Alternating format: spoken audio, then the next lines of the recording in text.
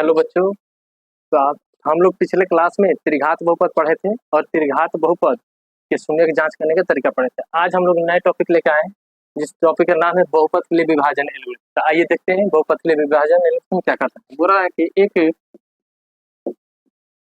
बहुपद px को gx से भाग देने पर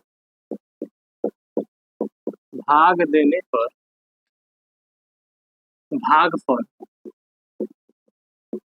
qx तथा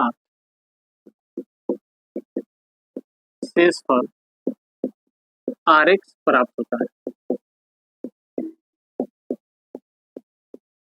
ठीक है, तो बहुपद को विभाजन से लिख सकते हैं विभाजन एल्गोरिथम से। तो विभाजन एल्गोरिथम कैसे दिखाया जाता है? विभाजन एल्गोरिथम, इसलिए बोल सकते हैं विभाजन एल्गोरिथम हो जाएगा px बराबर gx गुने qx प्लस rx। ये होता है जहां बोल सकते हैं जहां rx के घात से बड़ा होगा किसका घात? gx का घात, और gx के घात से बड़ा होगा किसका घात? px का घात। ये हमेशा बड़ा होना चाहिए। तो यही है बच्चों विभाजन एल्गोरिथम बहुपद के लिए। ठीक है, अब बोल सकते हैं यहाँ पे px क्या है? तो px बोल सकते हैं कि भाज्य है। gx क्या है? gx भाजक है।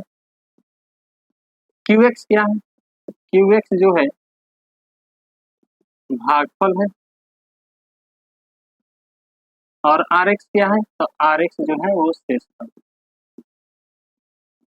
ये हो गया। ठीक है बच्चों, आइए इस रिलेटेड हम लोग एग्जाम्पल देखते हैं कि किस तरीके से बहुपद विभाजन एल्गोरिथम का भाग दिया जाता है और जांच किया जाता है। ठीक है,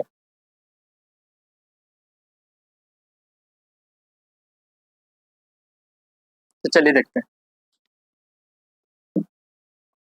उदाहरण ले लेते हैं। हो रहा है उदाहरण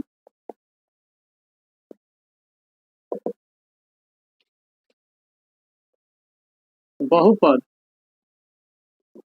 x minus two x plus two ले लेते हैं। चलिए x प्लस टू, अभी सिंपल सा एग्जांपल लेते हैं। x प्लस टू से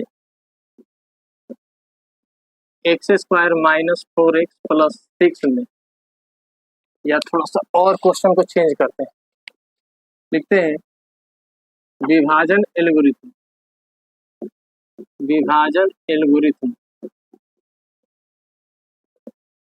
का प्रयोग कर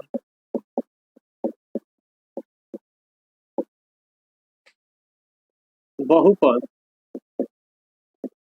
x प्लस दो से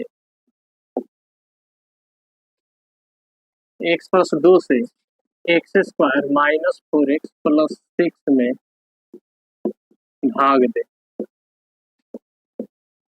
तथा जांच करें। भाग देना और जांच करना। चलिए भाग देते हैं। जिससे भाग देते हैं बच्चों उसको कहते हैं gx, और जिसमें भाग देते हैं उसको कहते हैं px। तो एक बात हमेशा याद रखना है, जब भी जिसमें भाग देंगे, जब भी जिसमें भाग दिया जाएगा उसका सबसे पहले बड़ा घात होना चाहिए। x का पावर देख लेंगे, x का सबसे अधिकतम पावर होना चाहिए, फिर उससे कम वाला होना चाहिए, फिर उससे कम वाला यानी आरोही क्रम में होना चाहिए। आरोही क्रम में कहता है कि सबसे पहले छोटा, उससे बड़ा, फिर उससे बड़ा, फिर उससे बड़ा। ठीक है, तो आरोही क्रम में देख लेंगे पीछे से आरोही क्रम में है कि नहीं, और आगे से अवरोही क्रम में है कि नहीं, यानी कि बड़ा से छोटा जा रहा है। यानी कि पहले चार होना चाहिए, तीन, फिर दो, फिर एक।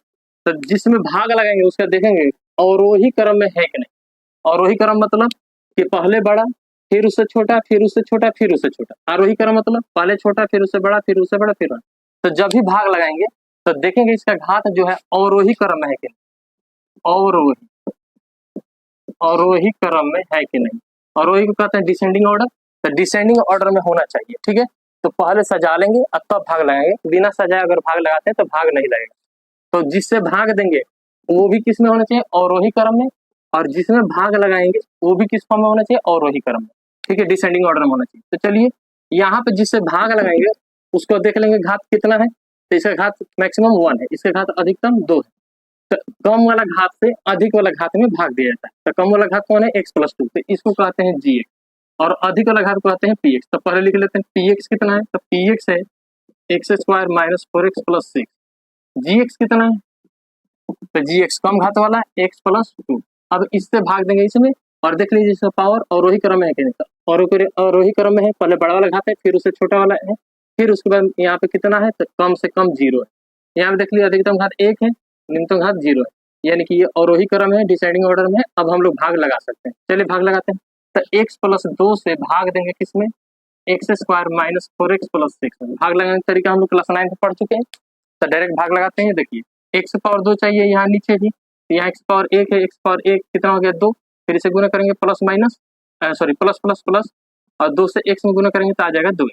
3 चेंज कर लेंगे, नीचे प्लस है तो माइनस, यहाँ भी प्लस है तो माइनस, ये दोनों बराबर है, कैंसिल हो जाएगा। ये माइनस है, ये भी माइनस जोड़ देंगे, -6x, और 2 टर्म चाहिए क्योंकि यहाँ 2 टर्म है, तो यहाँ पे उतार लेंगे +6।